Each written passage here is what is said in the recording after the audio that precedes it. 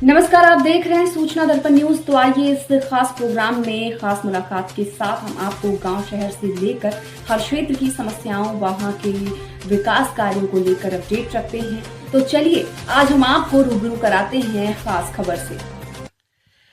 नमस्कार, आप देख रहे हैं सूचना दर्पण न्यूज़ का खास प्रोग्राम खास मुलाकात। आज हमारे साथ खास मुलाकात की कड़ी में है, अगर बात करें ग्राम पंचायत कौचा की, तो यहाँ से सरपंच पद पे श्रीमती शर्मिला देवी, और आज हमारे साथ उनके प्रतिनिधि के रूप में वक्ता राम जी गिरासिया है। तो जानेंगे इनका राजनीतिक परिचय, किस प्रकार राजनीति की शुरुआत हुई और इनकी धर्मपत्नी को यहाँ की जनता ने सरपंच पद पर चुना, क्या क्या विकास कार्य हुए और किस प्रकार की समस्याएं थी जिनका समाधान करवाने का इनका प्रयास रहा। तो सबसे पहले तो वक्ता राम जी, हमारे चैनल में स्वागत है आपका। आपको धन्यवाद सूचना दर्पण न्यूज़ को, जो आप यहाँ तक पहुँचे और हमारी यहाँ की समस्याओं को लेके आप आगे तक जाओगे, इसके लिए आपको तो धन्यवाद। तो वक्ता राम जी, जिस प्रकार आपकी ग्राम पंचायत की जनता ने बड़े मान सम्मान के साथ में आपकी मिसेज को यहाँ से सरपंच पद पे चुना, कैसा रहा? राजनीति में आने का मुख्य कारण क्या रहा? किस प्रकार राजनीति रही, अपने दर्शकों को बताएं। जी, सबसे पहले तो हमारी यही थी कि हम एक युवा थे और पढ़ाई कर रहे थे। उसके साथ साथ हम राजनीतिक दल को भी समझने लगे और हमारी मंशा थी कि हम किसी अच्छे व्यक्ति को चुने या जो हमारे पंचायत का काम करे।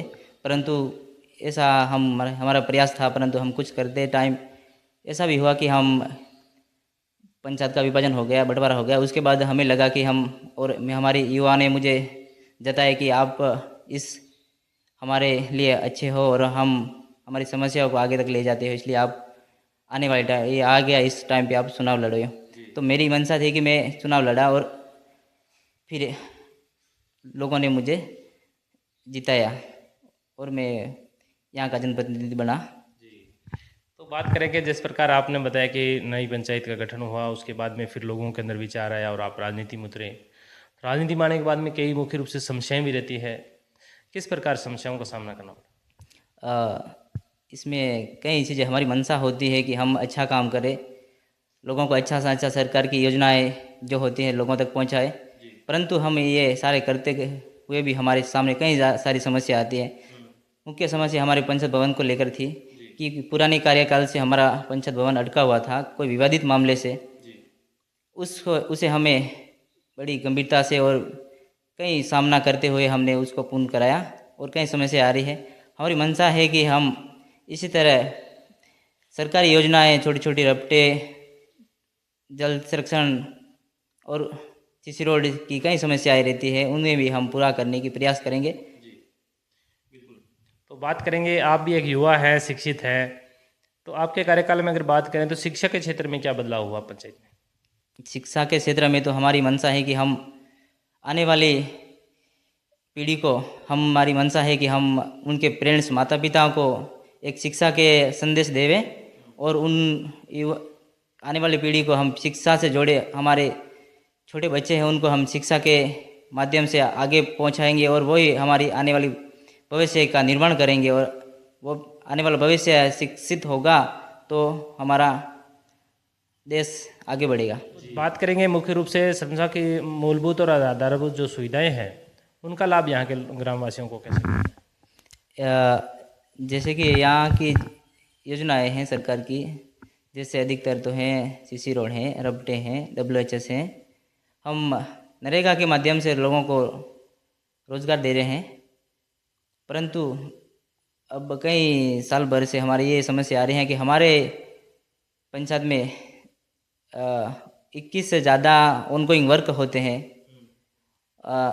उससे ज़्यादा हम कई टाइम से मटेरियल का पेमेंट नहीं आ रहा है, इसलिए कई सारे लंबे वर्क पेंडिंग होने की वजह से, क्योंकि हमारे अभी जो नए वर्क खुल नहीं रहे हैं, क्योंकि नरेगा के माध्यम से हम लोगों को रोज़गार दिला रहे हैं और ज़्यादा वर्क होने से खुल नहीं रहे। तो हमारी मंशा है कि ये जो पुराने वर्क हैं उनको सरकार से यही निवेदन है कि ये निपटाते जाए और उनका समाधान हो जाए, क्योंकि हम नए वर्क ले सकें।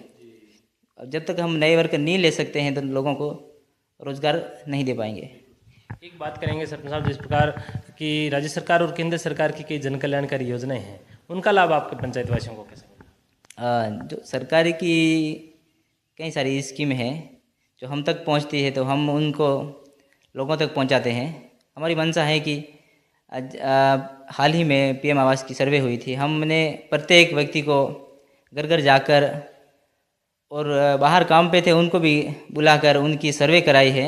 हमारी मंशा है कि नए युवा हैं जो नए अलग परिवार बना के दे रहे हैं, उन हर किसी को ये आवास मिलना चाहिए, क्योंकि सर्वे हमने सरकार के माध्यम के नियम गाइडलाइन के हिसाब से कर ली है, परंतु इसको जल्दी से जल्दी चालू करावे और इसको लोगों तक पहुंचाने की प्रयास करे, सरकार से ये आशा है। एक जिस प्रकार बात करें वक्ताराम जी, आप भी एक युवा शिक्षित होने के नाते आपसे ये सवाल रहेगा कि जिस प्रकार हमने देखा युवा वर्तमान में कहीं ना कहीं नशे की तरफ काफ़ी आकर्षित होता जा रहा है, तो आपके युवाओं के लिए विशेष करके क्या मेरा तो यही रहेगा कि युवा अगर इस नशे से दूर रहे तो काफ़ी अच्छा है, क्योंकि हम जिस तरह नशे की ओर बढ़ते हैं तो हमारी लिए बहुत नुकसानदायक है, क्योंकि हम नशे को छोड़कर हम खेल कूद है, पढ़ाई है और बच्चों के भविष्य के लिए सोचे तो अच्छा रहेगा, क्योंकि नशा तो अच्छा नहीं है उनके लिए। अपनी घर और प्रॉपर्टी बर्बाद हो जाती है, इसलिए आप नशा से दूर रहे और दूसरी चीज़ों पे ज़्यादा ध्यान दें। यानी कि नशे की प्रवृत्ति से दूर रह के अगर शिक्षा की तरफ जाया जाए तो कहीं ना कहीं युवाओं में बदलाव हो सकता है। तो शम साहब, आपकी ग्राम पंचायत की जनता ने जिस प्रकार आपका मान सम्मान रखा, एक सरपंच पद की जिम्मेदारी पे आपके परिवार को लाए, तो पंचायत वासियों को और क्षेत्रवासियों को क्या संदेश देना चाहोगे? मैं ग्राम पंचायत वासियों और क्षेत्रवासियों को ये आभार करता हूँ कि आपने मुझ पर विश्वास जताया, आपने मुझ पर विश्वास किया और आपने मुझे सुना है। तो मैं जो सरकारी योजनाएं हैं हाँ पंचायत में आती है, जो हम उन्हें व्यक्ति को पहुंचाना चाहते हैं, और हमारी मंशा है कि हम सरपंच एक ऐसी इकाई होती है जो धरातल पे नीचे लेवल पे काम करती है। तो सरकार को ये कहना है कि वो एक सरपंच को समझे, उनकी समस्या को समझे और उनकी समस्या हम यहाँ से भेजते हैं, उनको जल्दी प्रस्ताव में लिया जाए और उनकी समस्याओं को आगे समाधान किया जाए। ये थे हमारे साथ कौचा ग्राम पंचायत के सरपंच प्रतिनिधि वक्ताराम जी ग्रासिया, जिन्होंने बताया कि ग्राम पंचायत में प्रत्येक क्षेत्र में जिस प्रकार लोगों के विकास कार्य हुए, आगे भी इनकी इच्छा है कि जिस प्रकार अगर शासन प्रशासन का इनके साथ सहयोग रहे तो कहीं ना कहीं पंचायत में और भी 4 चांद लगाने के इनके प्रयास रहेंगे। तो वक्ताराम जी, हमारे चैनल में 10 मिनट टाइम देने के लिए बहुत बहुत धन्यवाद। धन्यवाद।